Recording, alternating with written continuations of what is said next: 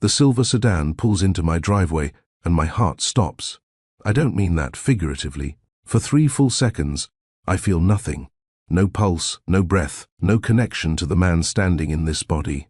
The car door opens, and a woman I haven't spoken to in years steps out first. The rear door swings wide, and a 7-year-old girl with auburn hair climbs down onto my driveway. She has her mother's eyes, my late wife's eyes, staring up at me from a face I barely recognize because I haven't seen it since she was 3 years old. 4 years. 4 years since I've laid eyes on my own daughter. And yet here she stands, a stranger who shares my blood. She walks toward me and stops about 3 feet away, close enough that I could reach out and touch her, far enough that we both know I won't. Are you my daddy? The question doesn't just break me. It shatters something I didn't even know was still intact. Because I don't know how to answer her. I'm supposed to be her father. I am her father. But I've been a ghost for so long that I don't know if there's enough of me left to claim that title. Standing in that driveway, watching my daughter wait for an answer I can't give, I realize I've become exactly what I feared most, a stranger to everyone I should have loved. A man with $12 million in assets who can't afford the emotional currency to tell his own child yes. I had everything once. A wife who understood parts of me I couldn't explain to myself. A daughter we'd tried for years to conceive. A business empire built on decisions I made before most people finished their morning coffee. I was Preston Calloway, and I had figured out the algorithm to success. Then my wife died, and I discovered that all my calculations meant nothing. I shut down. Not just emotionally, though that happened first and hardest. I shut down physically, spiritually. In every way a man can close himself off from the world and call it survival. I couldn't be touched without flinching. Couldn't be seen without feeling exposed. Couldn't perform the basic act of existing in the same room with people who needed something from me, including my daughter. So I handed her to my sister-in-law. I told myself it was temporary. I told myself I was protecting her from the shell of a man I'd become. I told myself 1,000 lies that made abandonment sound like love. For years, I existed in that $12 million house like a man waiting to join his wife in the silence. Not living, just waiting. But I'm standing in this driveway now, watching my daughter's eyes search my face for recognition because something changed. Someone changed me. To understand how I got here, how I found my way back to this moment, where my child doesn't know if I'm her father, you need to understand the woman who walked through my door carrying secrets that connected us in ways I never could have imagined. Welcome, friends. Come on in. Have a seat by the hearth. I'm Mr. Harlan, and I collect stories of the human spirit, the ones that break us open and build us back differently than we were before. Whether you've been with me for a while or you're joining for the first time, I'm grateful you're here. Preston came to me with a story I haven't been able to stop thinking about since he first shared it. It's about what happens when we convince ourselves we're too far gone to save, and someone shows up wearing a disguise, as an employee, a stranger, the last person we'd expect, and proves us wrong. If you believe in second chances, hit that subscribe button and become part of this community. We're building something special here, and stories like Preston's are exactly why. Now, Preston, take us back. Who were you before she found you? Thanks, Mr. Harlan. That's the right question. To understand who I was when she walked through my door, you need to understand that I'd become a man who measured time not by days or weeks, but by the growing distance between myself and anything that mattered. My business ran on autopilot.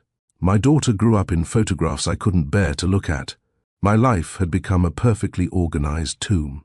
I was 53 years old, worth more money than I could spend in 3 lifetimes, and I hadn't felt a genuine emotion since my wife's death. I'd forgotten what it meant to want something, to need someone, to wake up with any sensation other than the dull recognition that I'd survived another night. That's when a woman named Celeste showed up for a housekeeping interview, and everything I thought I knew about grief, about healing, about the barriers I'd constructed around my heart, all of it started to crumble. But I'm getting ahead of myself. To understand that moment, you need to know who I was when she found me, and how completely I had buried myself alive.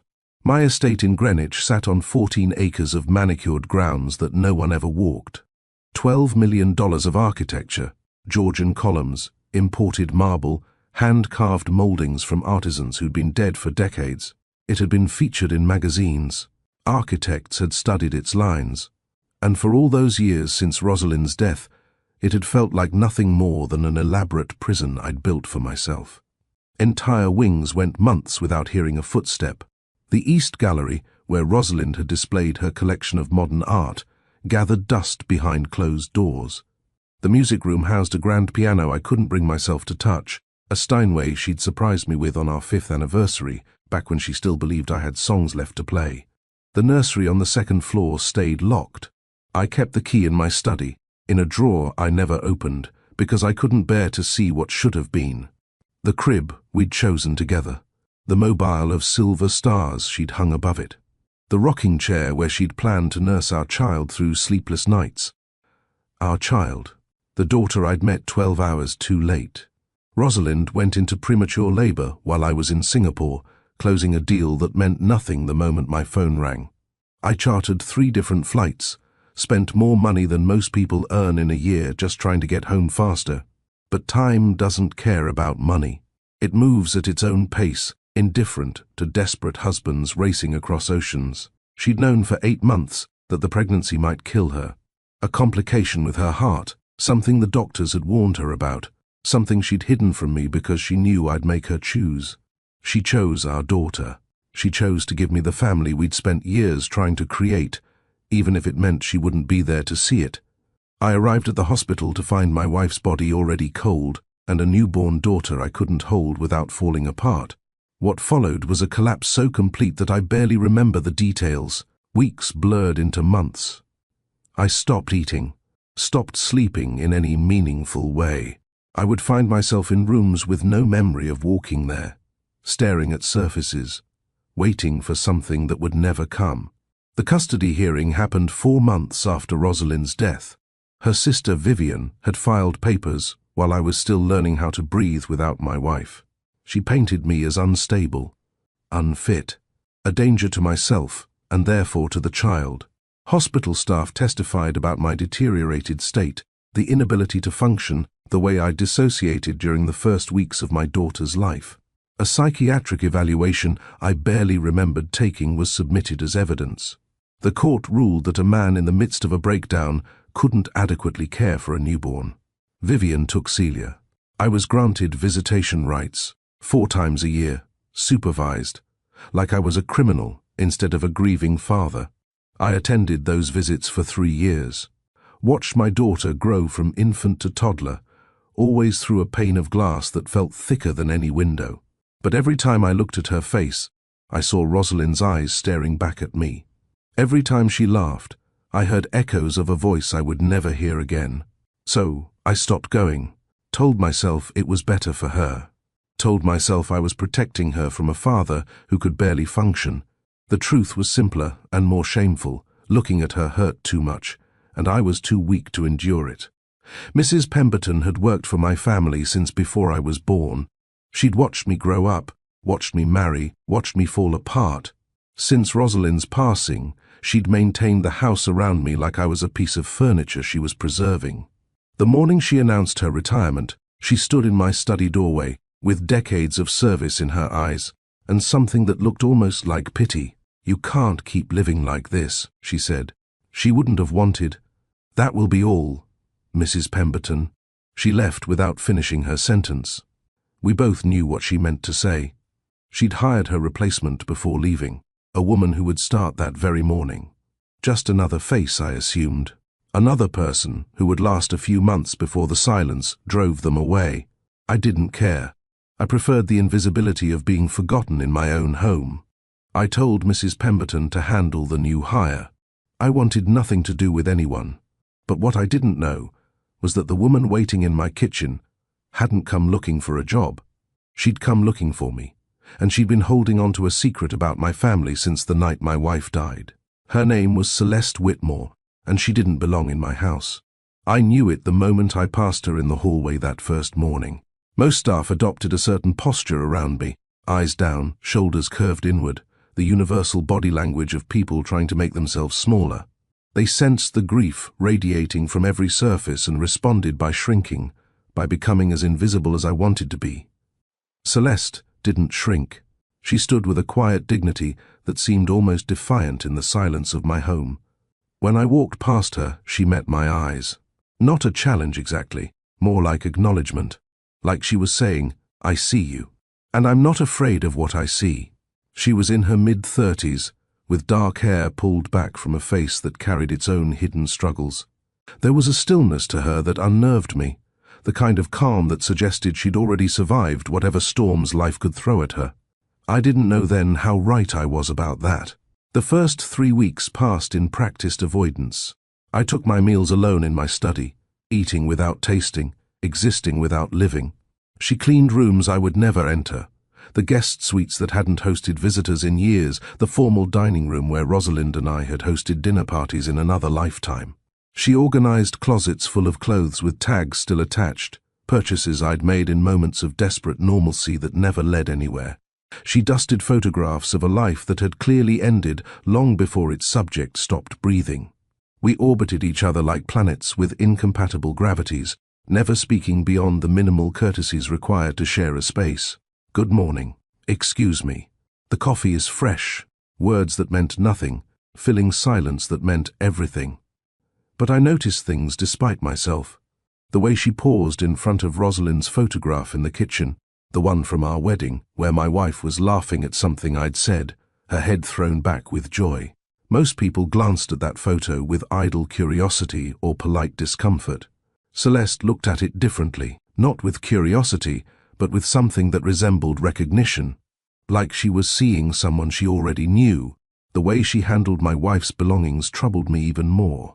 When she cleaned the master bedroom, the room I hadn't slept in since the funeral, she touched Rosalind's things with a tenderness that seemed personal. Her jewelry box, her perfume bottles, the silk robe still hanging on the bathroom door. Celeste treated them like relics, not just objects to be dusted and replaced. And she watched me.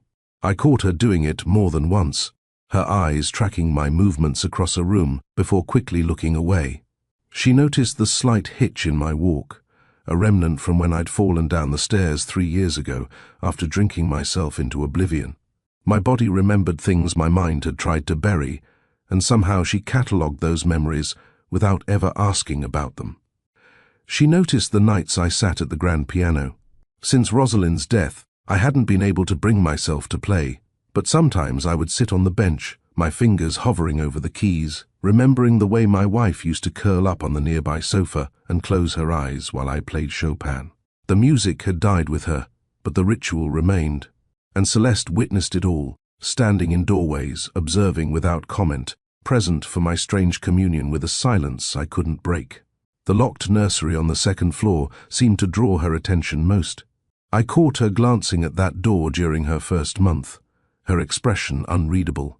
She never asked about it, never questioned why an entire room remained permanently sealed. But I noticed her studying the photographs throughout the house, particularly the one in the hallway where Rosalind's hand rested on her pregnant belly. Celeste would look at that image, then glance toward the locked door, and I could see her connecting the pieces, understanding what that room contained without needing to see inside. A growing discomfort took root in my chest, something unfamiliar after so many years of numbness. Since my wife's passing, I had perfected the art of being invisible in my own home. The previous housekeepers had learned to work around me like I was furniture. They cleaned and cooked and maintained the grounds, and they never once made me feel observed. But this woman noticed everything. She moved through my house like someone mapping its secrets, and being seen again, truly seen, terrified me more than the emptiness ever had. I didn't know why she unnerved me, didn't understand the way my chest tightened when she entered a room, or why I found myself listening for her footsteps in the hallway. All I knew was that for the first time since losing Rosalind, someone was paying attention to me, and I wasn't sure I wanted to be found. 6 weeks into Celeste's employment, I had settled into a new rhythm of avoidance. I knew her schedule now, which rooms she cleaned on which days, what time she took her lunch, when she retreated to the small cottage on the property that Mrs. Pemberton had arranged for her. I structured my movements around hers, ensuring we rarely occupied the same space for more than a few passing moments. It was exhausting, this constant vigilance, but it felt necessary. Every time I found myself in the same room as her, something stirred in my chest that I didn't want to examine, something that felt dangerously close to connection. The storm arrived without warning that October evening. One moment the sky was merely overcast. The next, wind was tearing at the trees, and rain was hammering the windows like something desperate to get inside. I was in the library pretending to read a book I'd been staring at for 3 hours, when the power failed.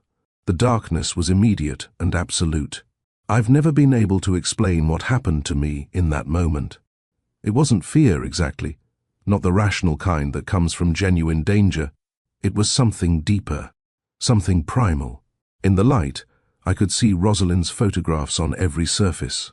I could orient myself by the landmarks of our life together, the painting she'd chosen for the foyer, the vase she'd brought back from our honeymoon in Portugal, the worn spot on the carpet where she used to practice her yoga. In the darkness, all of that disappeared, and without those anchors, I felt myself coming untethered. I stumbled out of the library, my hands finding surfaces I couldn't see, my breath coming faster than it should have.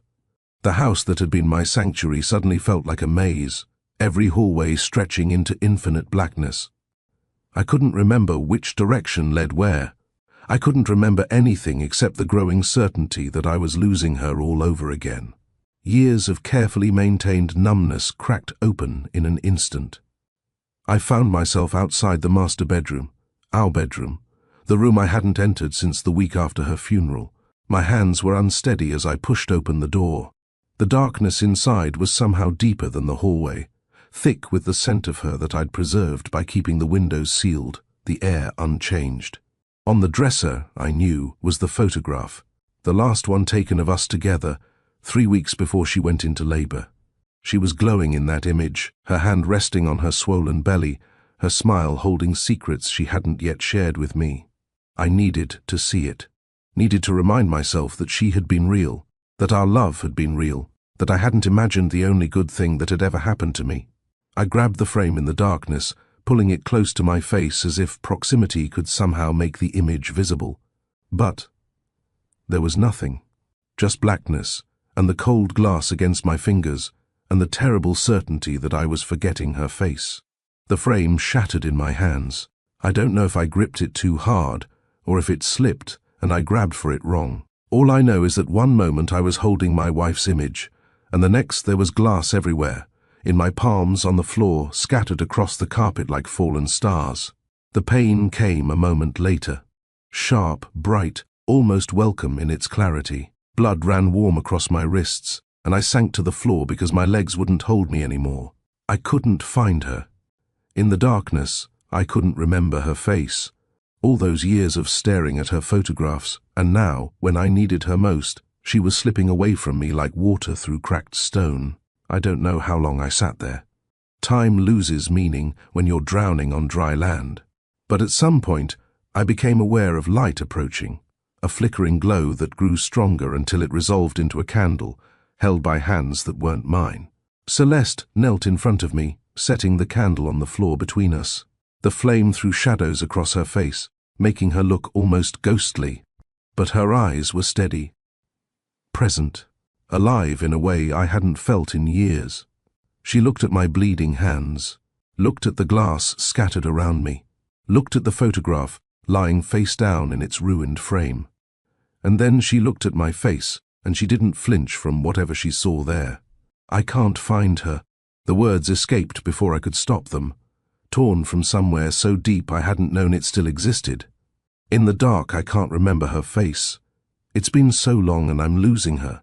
Every day I lose a little more, and I'm terrified that one morning I'll wake up and she'll be gone completely. And then what was any of it for? What was the point of loving someone that much, if you can't even hold on to the memory of their face? I was crying. I hadn't cried since the funeral, had locked that door so firmly I'd forgotten it existed. But now the tears came like the storm outside, violent and uncontrollable, and I couldn't do anything except let them fall. Celeste didn't try to comfort me with platitudes, didn't tell me it would be okay, or that time heals all wounds, or any of the meaningless phrases people offer when they don't know what else to say. Instead, she crossed the distance between us, settled onto the floor beside me, and took my bleeding hand in hers. "Then tell me about her," she said quietly. "Tell me so you don't forget."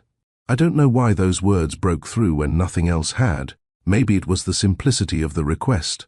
Maybe it was the way she held my hand without flinching from the blood.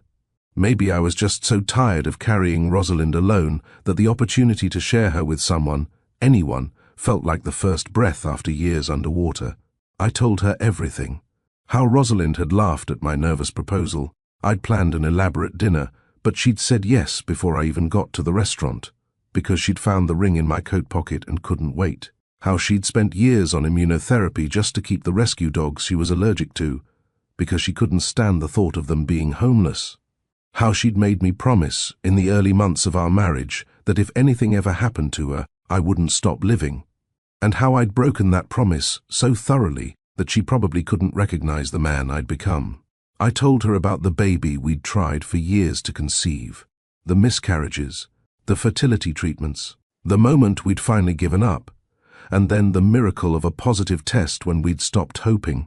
I told her how Rosalind had known, almost from the beginning, that the pregnancy was dangerous, how she'd protected me from the truth because she knew I'd make her choose between her life and our daughters, how she'd chosen without me because she loved me too much to let me carry that weight. 2 hours on the floor of my hallway, bleeding and broken, telling a woman I barely knew things I'd never told anyone.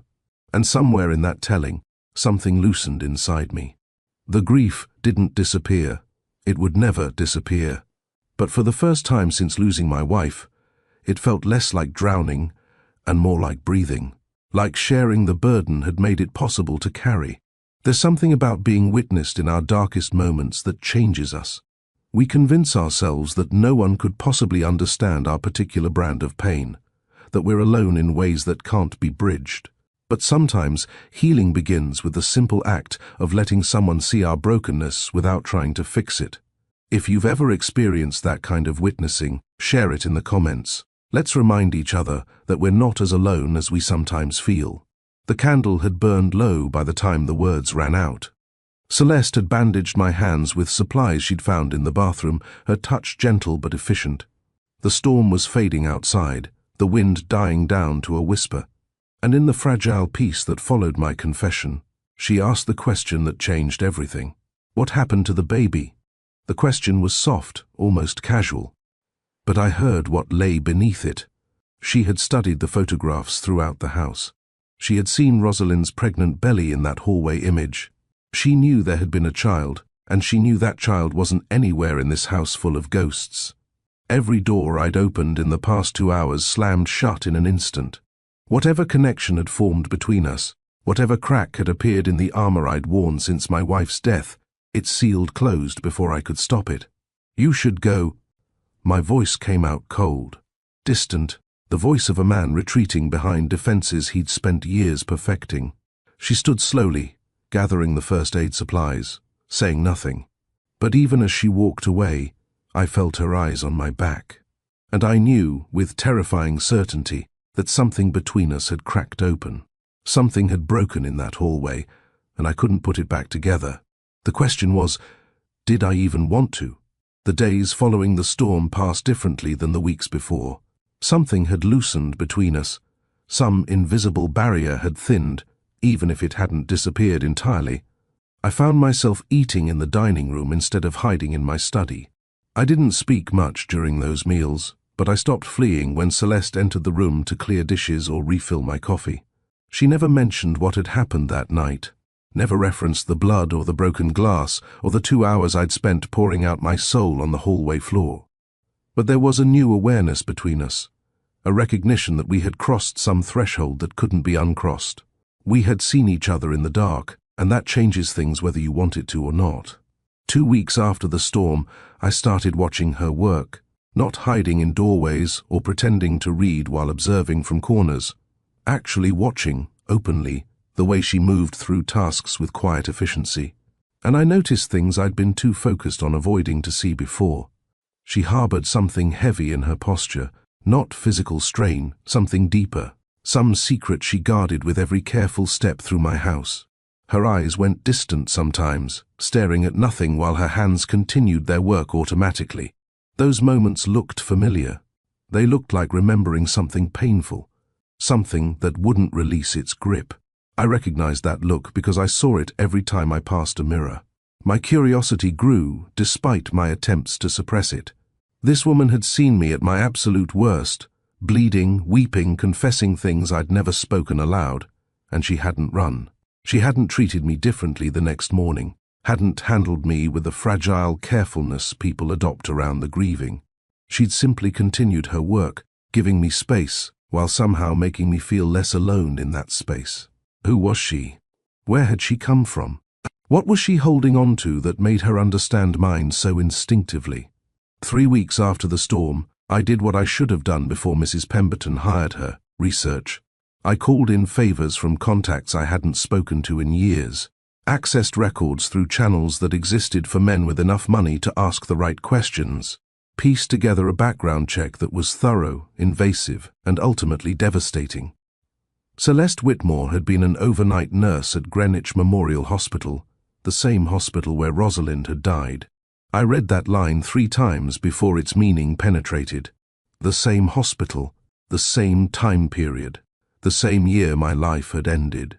I kept reading, and the cold spreading through my chest intensified with every word. She had been assigned to the labor and delivery floor. She had been working the night Rosalind went into premature labor, the night my wife's heart gave out while bringing our daughter into the world. According to hospital records, Celeste Whitmore had been present during the emergency cesarean. She had been one of the nurses who tried to stabilize Rosalind while the doctors worked. And when my wife finally slipped away, Celeste had been the one to carry my newborn daughter to the NICU. She had held Celia through the first hours of her life. She had been there when I wasn't, when I was still somewhere over the Pacific, desperately trying to get home. But that wasn't the worst of it.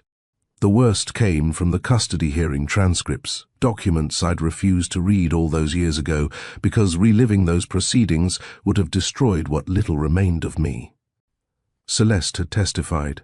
She had been called as a witness by Vivian's lawyer, and she had described my mental state in clinical terms that made me sound like a danger to everyone around me. She had spoken about my inability to hold my daughter, my dissociation during the first weeks of Celia's life. Her testimony, combined with others, had helped convince the court that I was unfit to care for my own child. I set the documents down and stared at the wall of my study for a very long time.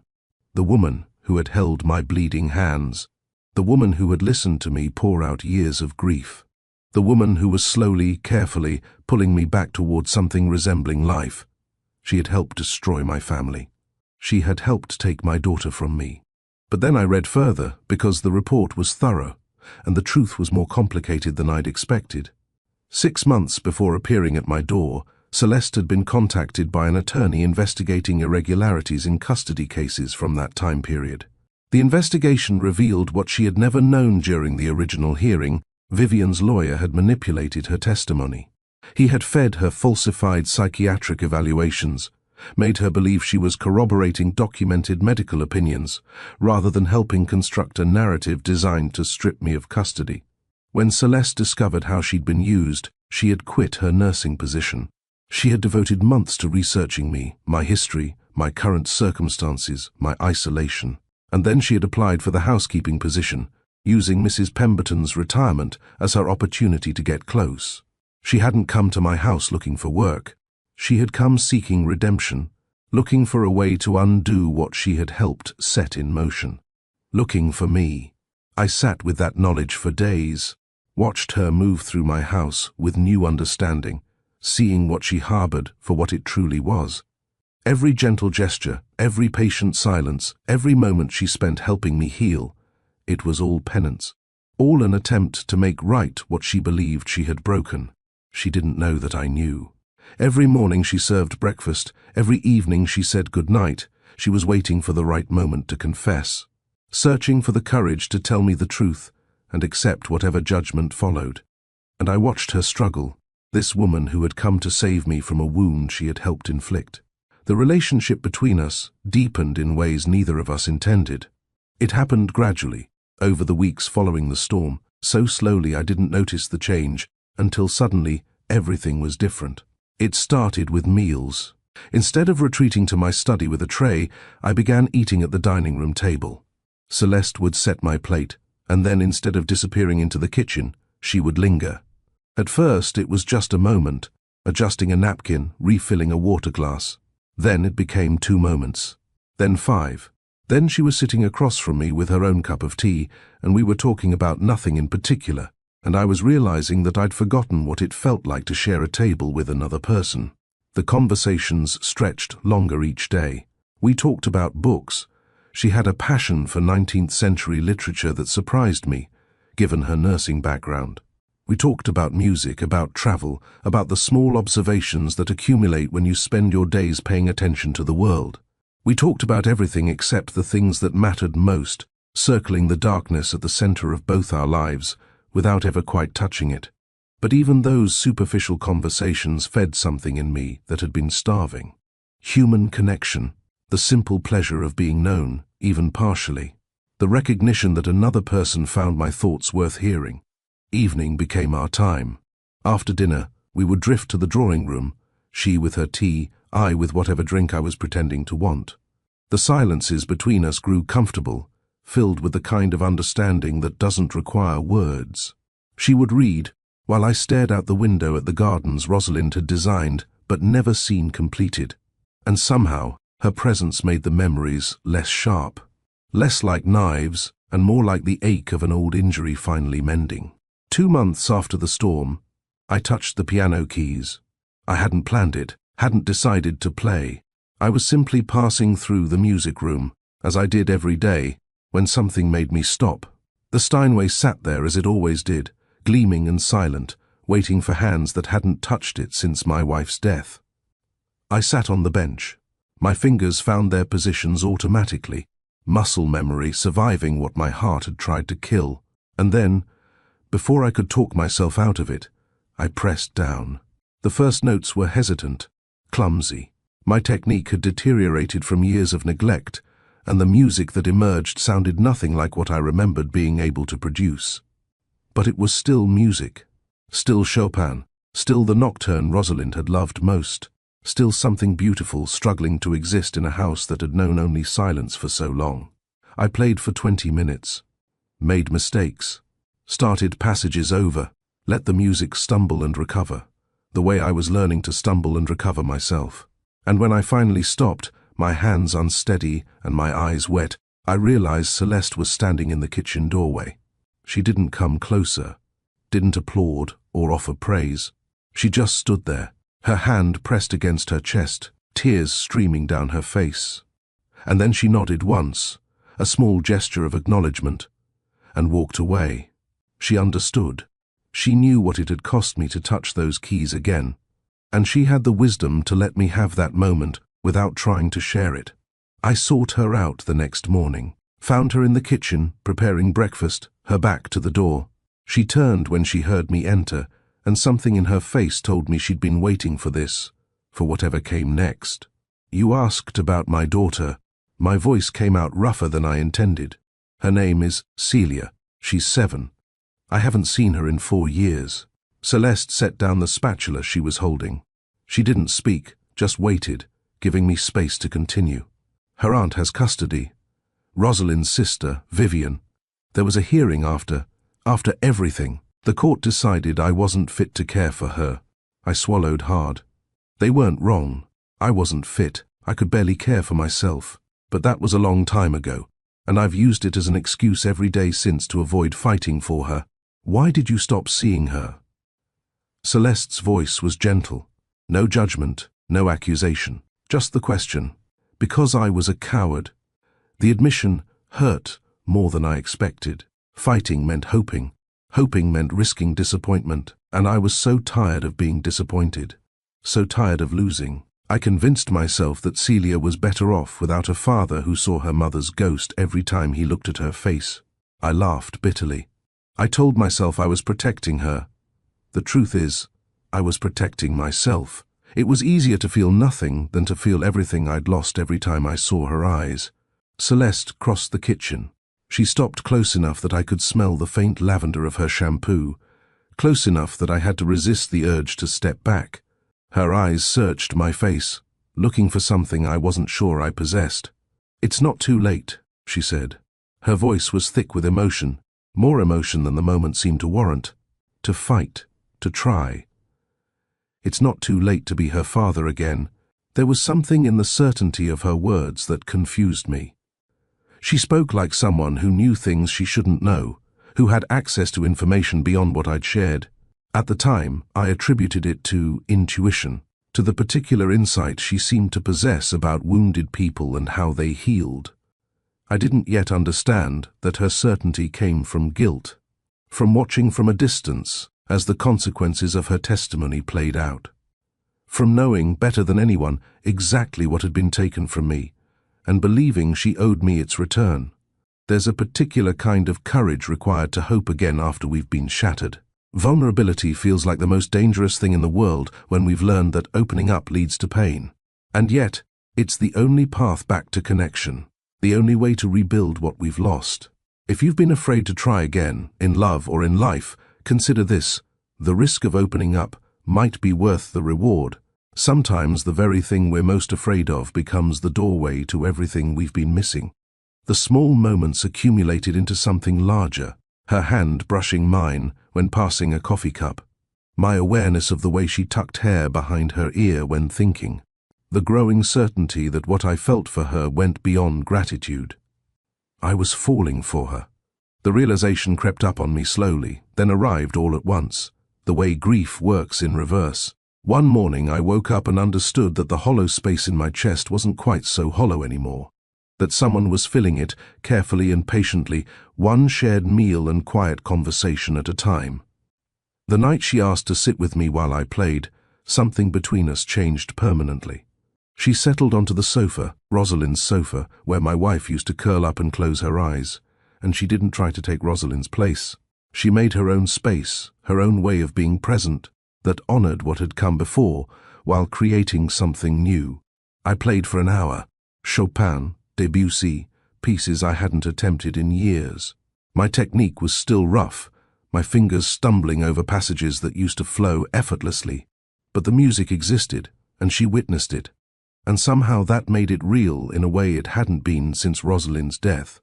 Afterward, in the lamplight, I looked at her face and felt something I thought had died with my wife beginning to wake. Not a replacement, not a substitution, something entirely new, something that could only exist because of what I'd lost and who I'd become in the losing. But even as I felt myself opening to her, I knew the truth she was hiding. She was punishing herself with guilt over what she'd done. Every kindness she offered, every moment of healing she facilitated, was shadowed by a confession she couldn't bring herself to make. I knew why she cried sometimes when she thought I wasn't watching. I knew why her voice caught when she spoke about second chances.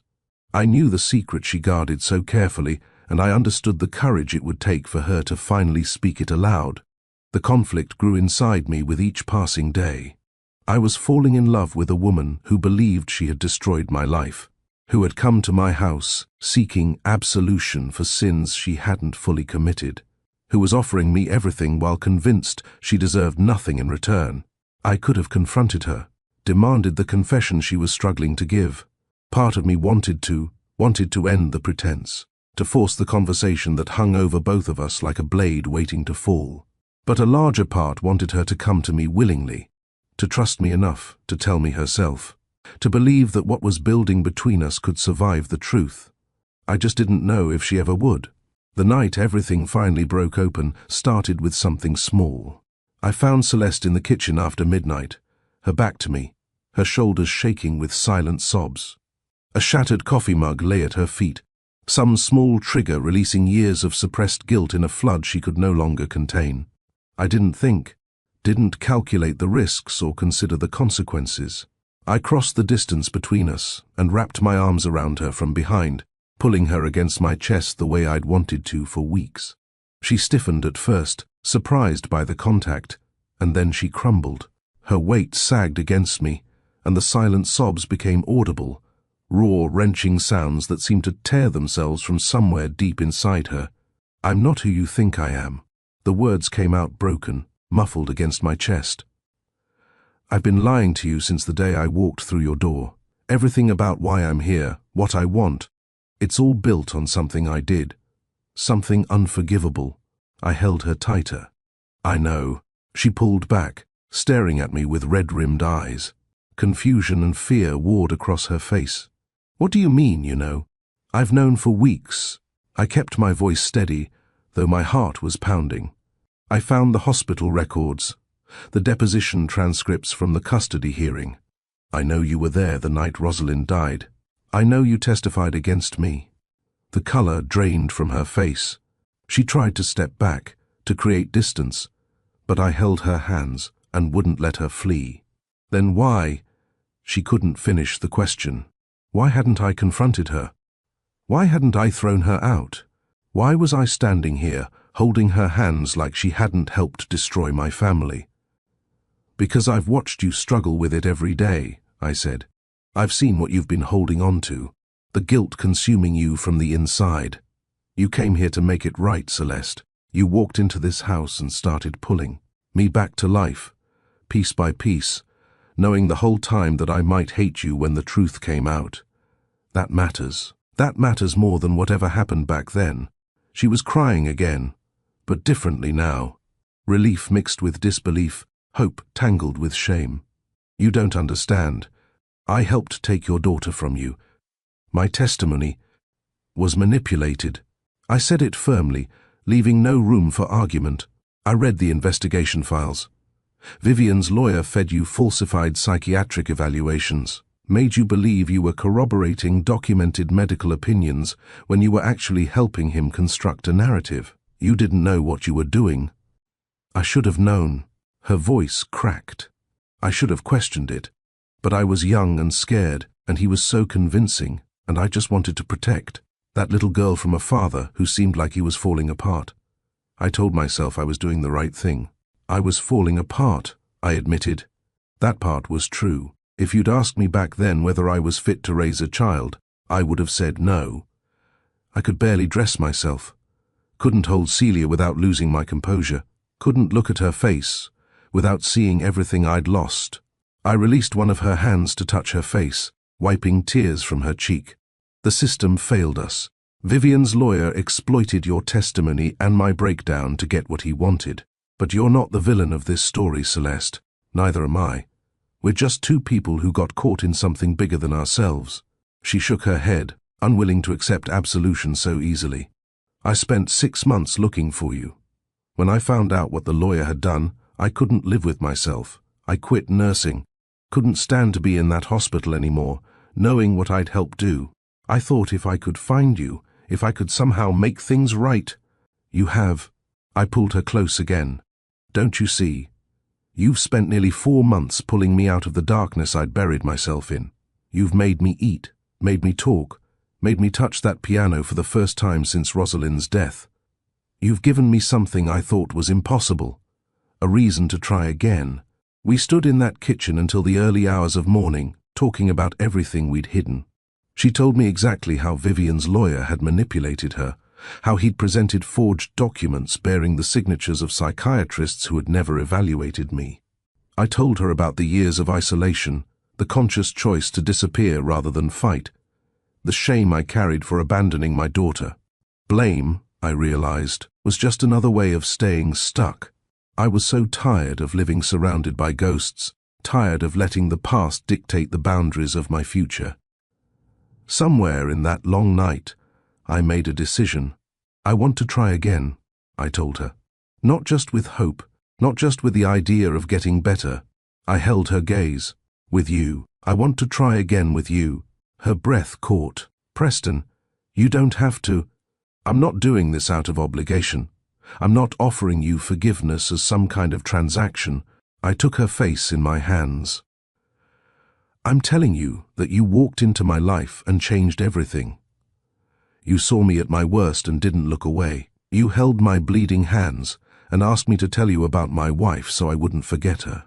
That's not something you can manufacture out of guilt. That's something real. She didn't answer with words.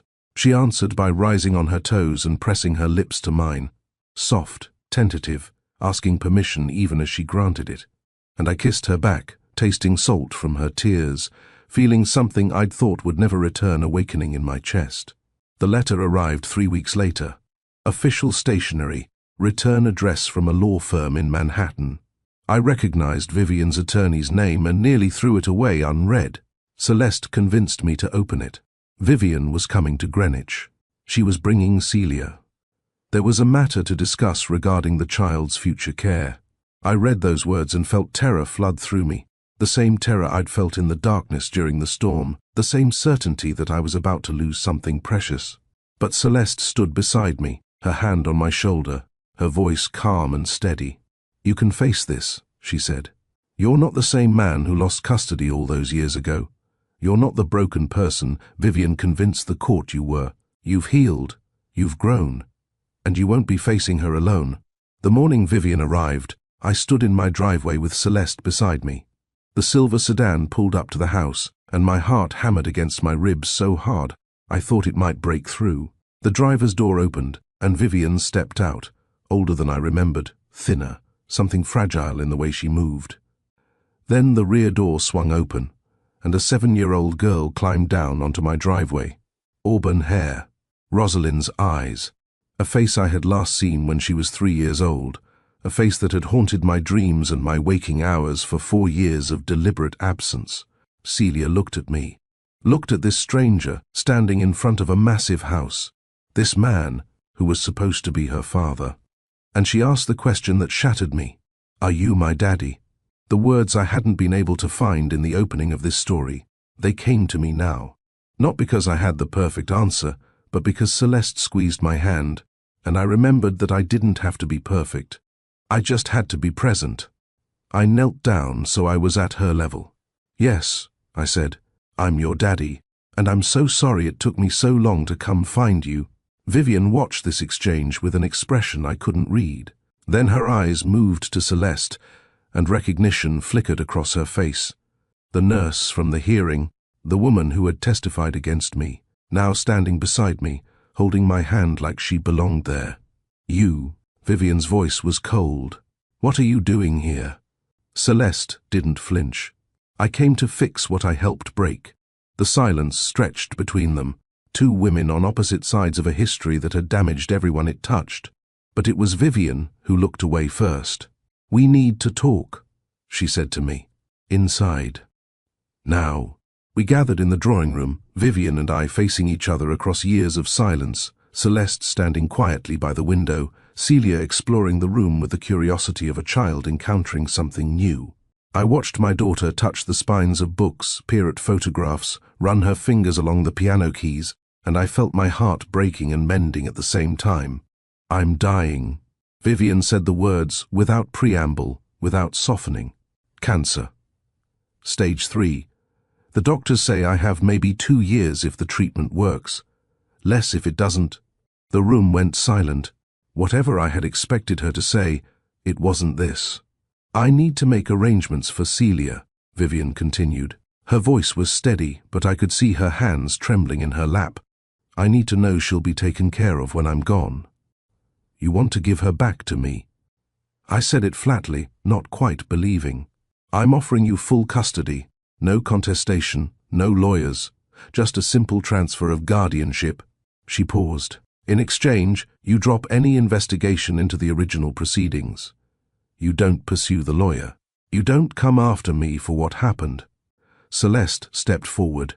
"You want him to pretend you didn't steal his daughter, pretend your lawyer didn't falsify evidence and manipulate testimony? I want my niece to grow up without knowing her family spent her childhood destroying each other." Vivian's voice cracked for the first time. "I want her to remember me as the aunt who loved her, not the woman who tore her father apart." I looked at Celia, still exploring the room, oblivious to the conversation that would determine her future. I thought about what it would mean to pursue justice, the investigations, the depositions, the courtroom battles that would drag on for years. I thought about what it would cost my daughter to learn that the woman who raised her had lied to keep her from her father. "I won't accept your bargain," I said quietly. Vivian's face hardened. "Then we have nothing to discuss." "You didn't let me finish." I stood and walked to where Celia was examining a photograph on the mantel, a picture of Rosalind and me on our wedding day. "I won't accept your bargain because I don't want a transaction. I don't want to buy my daughter back with silence."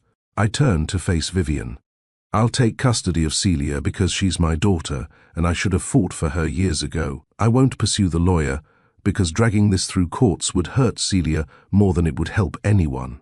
And I won't pretend to forgive you, but I won't teach my daughter to hate you either." Vivian stared at me, something shifting behind her eyes. "Why? After everything I did, why would you?" "Because I'm tired."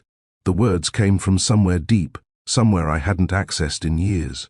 "I'm tired of anger, tired of grief, tired of letting the past consume every possibility of a future." "You loved Rosalind. You loved Celia. You thought you were protecting her from a broken man, and maybe, back then, you were right." I glanced at Celeste, who was watching me with tears in her eyes. "Someone taught me recently that redemption isn't about fixing the past.